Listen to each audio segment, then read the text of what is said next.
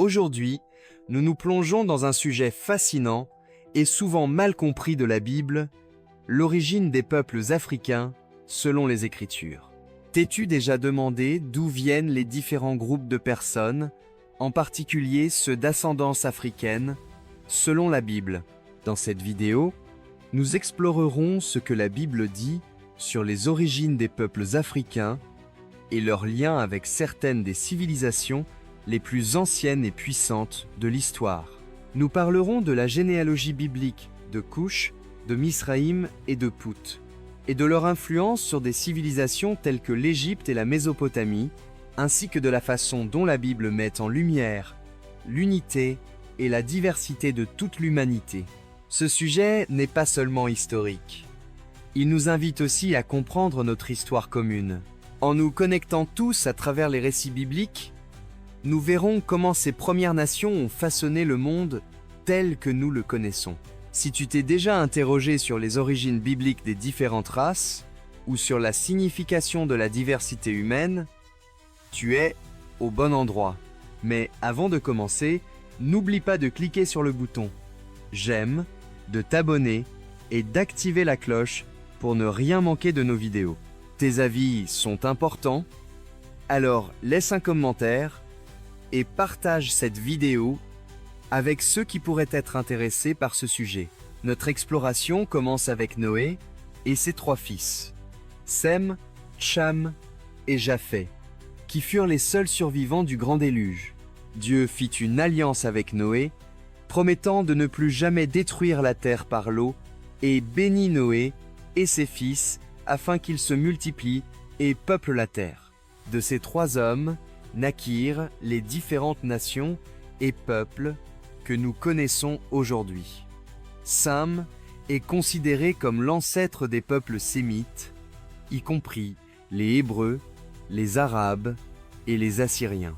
Sa généalogie, détaillée dans le livre de la Genèse, est liée à des figures bibliques majeures comme Abraham, Isaac, Jacob et finalement Jésus-Christ, reflétant l'alliance de Dieu avec son peuple élu. Japheth, quant à lui, est reconnu comme le père de nombreux peuples européens et certains asiatiques, selon la Genèse. Ses descendants comprennent les Grecs, les Scythes et d'autres peuples qui se sont répandus sur les îles et les terres côtières de la Méditerranée, accomplissant le mandat de Dieu de peupler la terre. Mais le centre de notre discussion se trouve dans Cham, dont la lignée est liée aux peuples africains. Cham eut 4 fils, Cush, Misraïm, Put et Canaan. Ces noms représentent des peuples et des civilisations historiques ayant eu un impact durable sur l'humanité. La généalogie de Cham est associée à certaines des civilisations les plus anciennes et puissantes, comme l'Égypte, le royaume de Cush et les Cananéens. Commençons par Cush, le fils aîné de Cham, et voyons comment ce nom est lié à certaines des premières et des plus influentes civilisations africaines. Cush est principalement associé aux régions au sud de l'Égypte, ce qui correspond aujourd'hui au Soudan, et à l'Éthiopie. Les descendants de Cush étaient connus pour leur peau foncée et distinctive, leur riche culture et leur influence significative dans le monde antique. Dans la Bible, Cush est souvent associé à l'Éthiopie, et le terme hébreu Cush fait référence à des régions habitées par des personnes d'ascendance africaine, particulièrement autour du fleuve Nil, comme la Nubie. La région de Cush était célèbre pour sa richesse, sa puissance militaire et sa société avancée, ce qui en faisait une puissance importante dans le monde antique. Dans Ésaïe 18, 1-2, Cush est décrite comme une terre de guerriers puissants, connue pour leur habileté navale et leur capacité à envoyer des messagers à travers la mer. Ce passage souligne la prééminence de Cush dans le commerce et la stratégie militaire. Les Cushites, de plus, sont mentionnés à plusieurs reprises dans la Bible, non seulement comme un groupe de personnes, mais aussi comme des acteurs majeurs dans diverses narrations historiques. Dans Jérémie 13, 20, 3, il est fait référence à l'apparence physique des Cushites, soulignant leur peau sombre distinctive. Ce verset est un rappel clair de la connexion de Cush avec le continent africain. Dans Nombre 12, 1, la femme de Moïse est également mentionnée comme une femme cushite, ce qui provoque des critiques de la part de Myriam et d'Aaron à cause de son origine ethnique. Cependant, Dieu défend Moïse, soulignant que les différences raciales et culturelles ne sont pas des obstacles à son plan. Le royaume de Couche, ou la Nubie, fut l'une des civilisations les plus influentes de l'histoire africaine, située au sud de l'Égypte.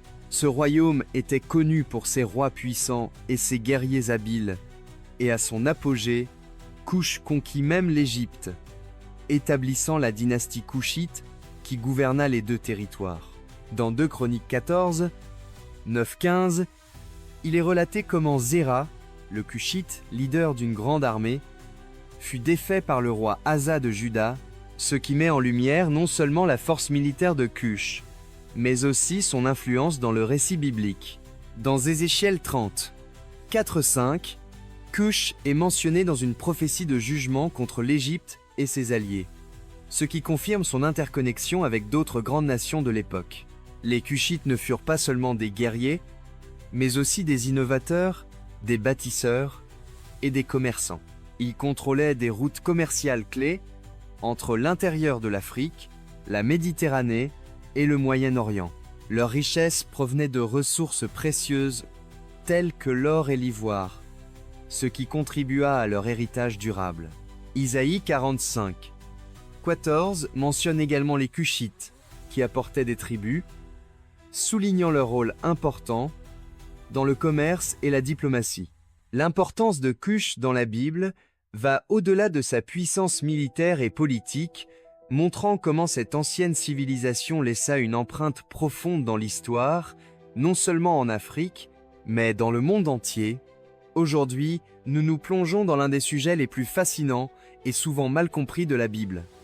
L'origine des peuples africains. Nous nous interrogeons. D'où viennent les différents groupes de personnes, en particulier ceux d'ascendance africaine, selon les Écritures? Que nous dit la Bible sur leurs origines? Et comment se connectent-ils à certaines des civilisations les plus anciennes et puissantes de l'histoire?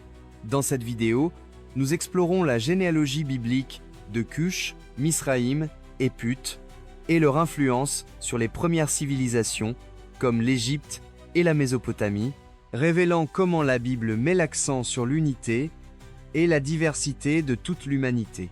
Ce n'est pas seulement une analyse de l'histoire ancienne, mais une invitation à comprendre notre histoire humaine partagée, qui nous connecte tous. Si tu t'es déjà interrogé sur la signification profonde de la diversité humaine, ou sur les origines bibliques des races, tu es au bon endroit. N'oublie pas de liker, de t'abonner à la chaîne, et d'activer les notifications pour ne manquer aucune vidéo. Ton soutien nous aide à continuer de produire du contenu qui inspire et informe.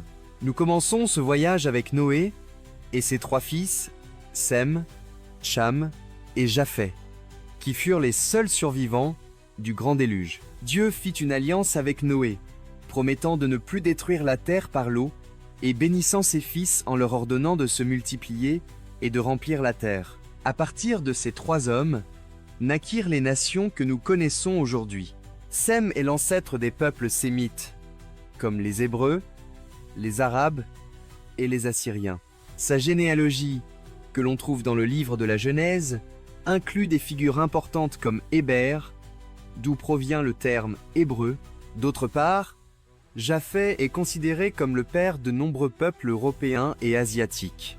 Et ses descendants sont mentionnés dans le livre de la Genèse, où il est décrit comment ils se sont étendus vers les îles et les régions côtières de la Méditerranée. Le fils cadet de Noé, Cham, est particulièrement pertinent pour notre discussion, car ses descendants sont liés aux peuples africains. Cham eut 4 fils, Cush, Misraïm, Put et Canaan, et leurs noms représentent des peuples et des nations réelles qui ont joué des rôles significatifs dans l'histoire ancienne. La généalogie de Cham est liée à des civilisations puissantes comme l'Égypte, le royaume de Couche et les Cananéens. Cush, le fils aîné de Cush, est associé aux civilisations africaines les plus puissantes, comme le royaume de Cush qui occupaient la région au sud de l'Égypte, principalement ce qui est aujourd'hui le Soudan et l'Éthiopie. Les descendants de Cush sont reconnus pour leur peau sombre et leur riche culture. Dans la Bible, Cush est fréquemment mentionné avec l'Éthiopie, et son territoire est décrit comme une terre de guerriers puissants. La terre de Cush se distingue par son influence militaire, sa maîtrise de la navigation et sa prééminence dans le commerce. Misraïm, un autre fils de Cham, est considéré comme l'ancêtre des Égyptiens, et le nom Misraïm se traduit directement par Égypte.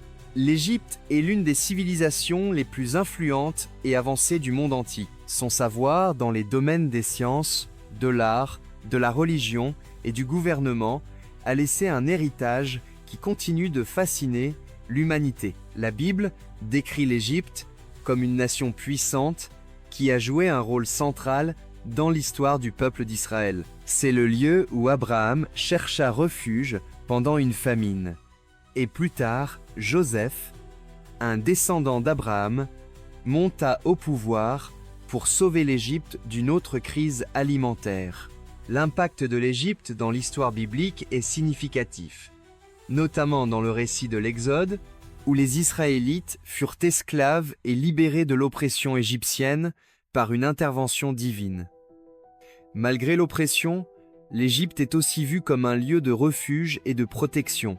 À travers diverses prophéties, comme dans Isaïe et Ézéchiel, le rôle central de l'Égypte dans les plans divins est montré, tant comme lieu de jugement que de restauration. Put, un autre fils de Cham, est associé aux régions du nord de l'Afrique, particulièrement ce qui est aujourd'hui la Libye et les zones proches de l'ouest de l'Égypte. Les descendants de Put sont connus pour leur habileté militaire et leur participation à des alliances militaires avec d'autres grandes nations de l'époque, comme l'Égypte.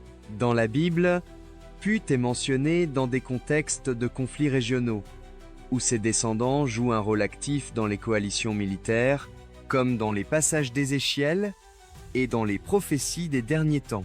L'héritage des descendants de Cham, en particulier Cush, Misraïm et Put, souligne la connexion de l'Afrique avec l'histoire biblique. Ces civilisations ont eu une influence énorme dans la formation du monde ancien, laissant une empreinte durable. La Bible souligne que tous les peuples, quelle que soit leur race ou leur culture, descendent d'une seule famille, et nous invite à reconnaître que nos différences ne doivent pas nous séparer, mais plutôt nous enrichir.